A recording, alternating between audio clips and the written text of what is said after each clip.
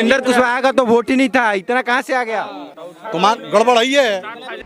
जी आज पूरे देश में मतों की जनगणना हो रही है और लगातार वोटों की गिनती से ये धीरे धीरे साफ हो रहा है कि कौन जीत रहा है और कौन हार रहा है। और इसी के साथ बिहार की सबसे हॉट सीट काराकाट से भी लाखों लोग उम्मीद लगाकर बैठे हैं कि पवन सिंह जीतेंगे और सांसद बनेंगे। लेकिन शायद यहाँ पर पासा पलटता हुआ दिख रहा है क्योंकि शुरू में जहाँ पवन सिंह आगे चल रहे थे, अब फाइनली पवन सिंह लगभग 25,000 वोटों से पीछे चल रहे हैं। और इसके साथ ही पवन सिंह के समर्थकों ने अब ये सवाल उठाना शुरू कर दिया कि उपेंद्र कुशवाहा, इनके तो इतने वोट ही नहीं थे, इनको इतने वोट कहाँ से पड़े, और पवन सिंह को एक तरफा वोट मिले थे, वो सारे वोट कहाँ गए।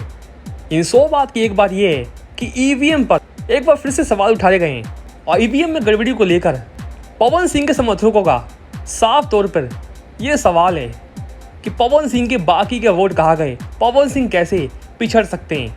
हालांकि अभी के दौरान की बात की जाए तो 3 नंबर पर पवन सिंह आ चुके हैं और लगभग 25 से 30,000 वोटों से पवन सिंह पीछे चल रहे हैं।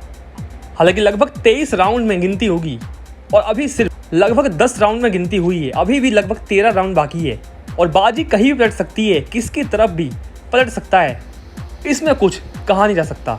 वह दोस्तों आप सभी के हिसाब से क्या लगता है इस बार काराकाट से कौन जीत रहा है? क्या पवन सिंह 3 नंबर से 1 नंबर पर आ पाएंगे? क्या पवन सिंह हारी हुई बाजी को पलट पाएंगे? अपना कमेंट सेक्शन में बताइएगा और इस वीडियो में इतना ही, मिलते हैं नेक्स्ट वीडियो में। धन्यवाद।